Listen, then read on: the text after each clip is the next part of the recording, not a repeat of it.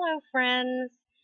This is a message to update you on where I am and what's been going on. It has been 4 weeks since I've uploaded a video or posted a blog.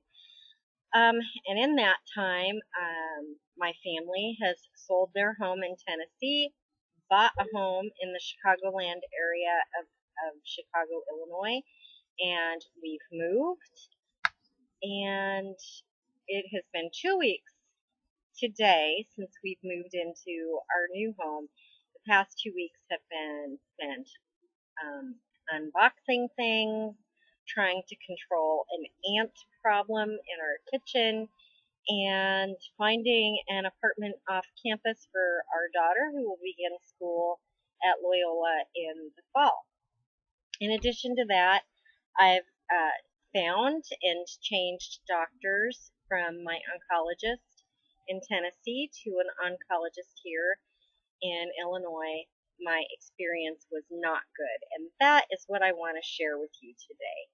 I want to encourage you as a patient with any patient situation that you have rights, and one of the most basic rights you have is to choose and continue care with the doctor that you've chosen, or to choose to no longer see that doctor. You have the right to break up with your doctor. Yes, that's right, folks. You can leave the doctor you've chosen if you find that they are not the right doctor for you. I found a oncologist that I'm not going to mention the name of this doctor or where he practices, but I will just say that my experience in the past 4 years as a terminally ill patient have been pretty consistent from cancer treatment center to cancer treatment center. And the essence of that treatment is you go in, you get your blood work done, usually on site. What they can't do on site, they draw the blood on site and send to a lab off site to do the deeper tests that they can't do with just the machinery that they have there. So that is very important. If you're a new patient, you want to make sure that they have a lab in your cancer treatment facility. The second thing is if your doctor decides they want to order further testing, it is customary for any cancer treatment center or any doctor's office, for that matter, if they say you need an MRI or a PET scan or a CAT scan or even an X-ray, say you've broken your arm, they have people on staff in their office that the doctor sends the order to them, and then they contact the place where they want you to have the testing done. They verify your insurance, that it's accepted there. Then they go ahead and set up the test, and then they usually let you know this is the day of your test. Generally, before they set it up, they'll say what days are good for you, what days are bad for you. So it's important that they have a lab. It's important that they have staff that arranges for your tests, and that they always verify your insurance. Those three things were not done at this new doctor. I went in to meet the doctor. I was the only patient in the entire office. There was a receptionist who also doubled as the nurse, and then the doctor came in and examined me. I sent all of my records, which apparently was 400 pages worth of fax records. They've had them for 2 weeks, and when the doctor came in, I could tell, and my husband and my daughter were with me, he had never even opened my file. He didn't know who I was, what I was being treated for, generally just had a bad feeling that this doctor didn't know or care about me in any way, shape, or form.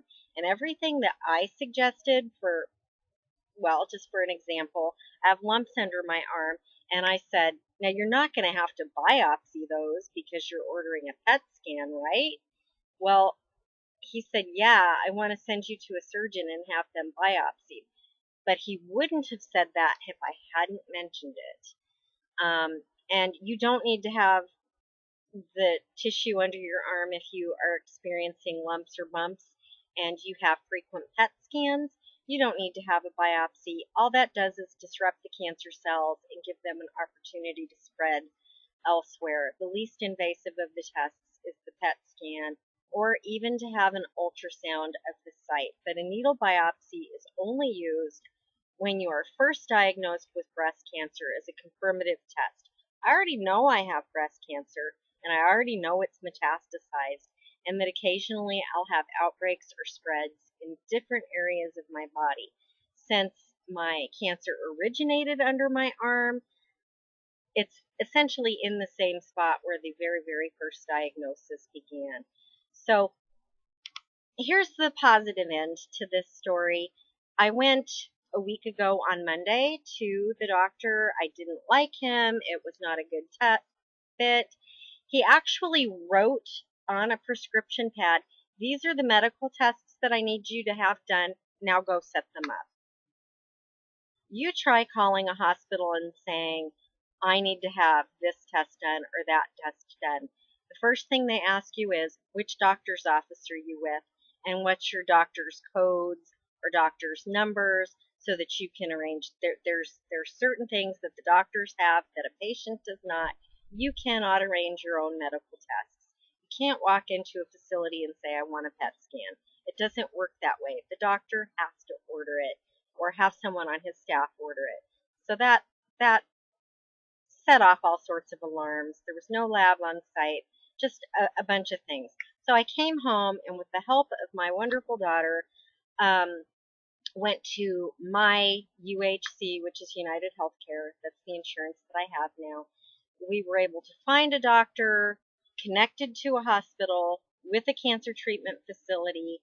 I happen to have copies of my records, which I highly recommend. You always keep copies of everything that you have done, all of your tests, all of your procedures, your blood work, everything. And occasionally ask your doctor, "I need an updated file for all of your doctor's notes," so that you can keep a complete record of everything that has been done to you and for you. I had that, and I was able to find a different doctor, take that big bundle of documents to them, which they've photocopied and will return to me when I go see my new doctor, which is on Monday. Pretty excited about that. Things are really going well so far here, except for the massive amount of moving and unpacking, which I don't think is going to be done anytime soon. We still have things that we haven't found.